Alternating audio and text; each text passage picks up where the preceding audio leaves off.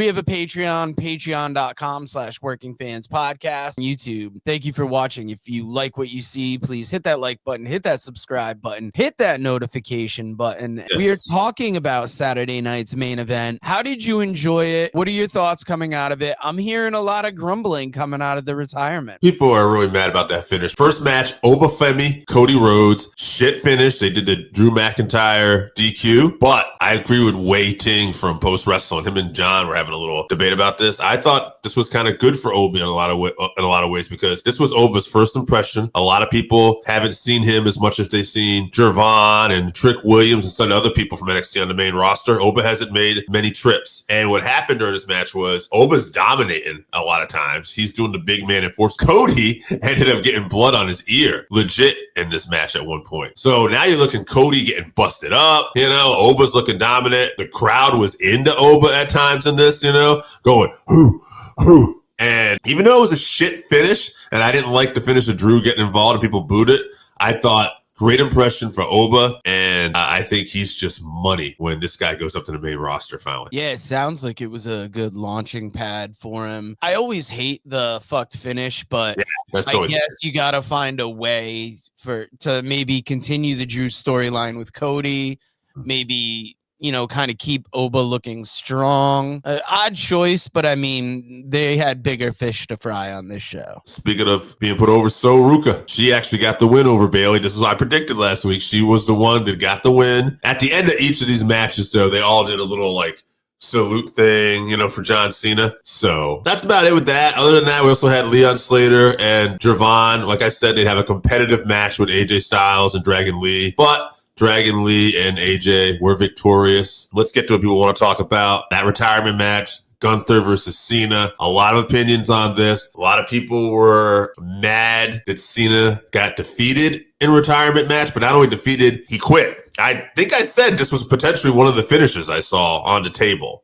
I didn't think they pulled a trigger on it, honestly. I think I'm in the minority, but I'm kind of glad they did. I'll tell you why. And I'll tell you why I also know it's not the best idea. The original heat of this reminded me of a finish Tony Schiavone talked about on his What Happened When podcast, where I want to say it was Lex Luger had Ric Flair in the torture rack in Baltimore, maybe for the Great American Bash. And he had blood coming down from his forehead. Wasn't even a huge cut. And they waved off in the athletic commission. And Schiavone says, they were pissed off at the company that night. They wanted to hurt us. As an announcer, it was one of the few times he didn't feel safe, And I felt that I was very obvious here. Like when Triple H came out to, support Cena later, he was the one that got booed, not Gunther. They were pissed off at the company. That being said, when you follow up on Monday Night Raw, and Gunther is in there, and he's getting massive heat now. And Gunther is saying he tapped out like a little bitch, which is hilarious for Gunther to say that.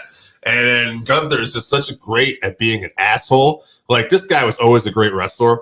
But over the last couple of years, he's really turned it up on being a heel and being this great asshole character, to the point you see AJ Styles looking at Gunther afterwards, and Gunther just says, oh, AJ, does that whole thing. Really just a great smart ass. And we'll talk about this more on Patreon, but I feel this is just the launching pad for Gunther. I think the stars are aligning for this guy, and there's going to be quite a few potential retirements in this future that's going to be at the hands of this guy. And as far as Cena's smile at the end, I can totally see where people, and maybe I'm wrong here, people didn't like that, I think it was Cena saying, shit, there's no way out of this. I had a good career. He got me. It's time to go. And also, I do think, I see the point, and I do find humor in the fact that just give up. Like, this is, this guy spent his whole career never give up, and now just make a shirt that says never give up, or just give up. But whatever. I liked it overall the more I had time to think about it. I can see people being up. The smile is maybe the lamest thing of it. I thought so. It doesn't bug me a ton.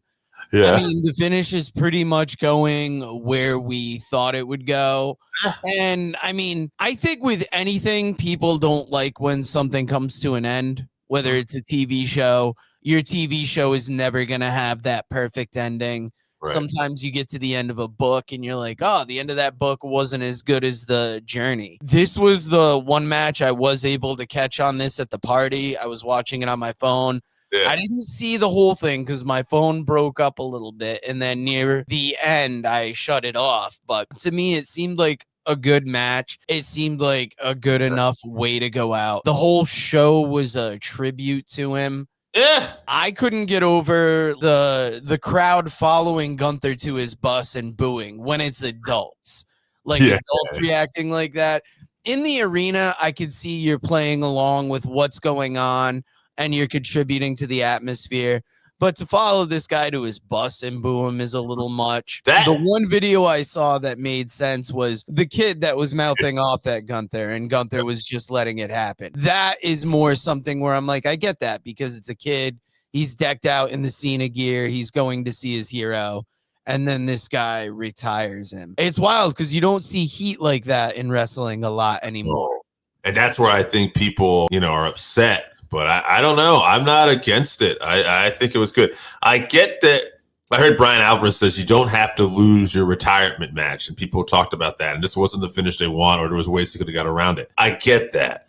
Then maybe to that point, because people like to pull Sting, then maybe we should have booked him in a tag match. Or maybe we should have booked him in another match with somebody who we're not going to look to catapult in the main event scene. But my guess is John probably wanted to do this. And although I think they're taking some criticism for it now, I think I'll talk about this in Patreon later, when we start looking at the people Gunther's going to retire, I think in the next year or so, I think you're going to look at even a bigger main event player. And if Gunther wasn't already, I think this guy is solidifying a Hall of Fame career. Yeah, I'm not going to say it was a perfect retirement, but this last show and this last match was really as good as it could be. Way more memorable than Goldberg retirement.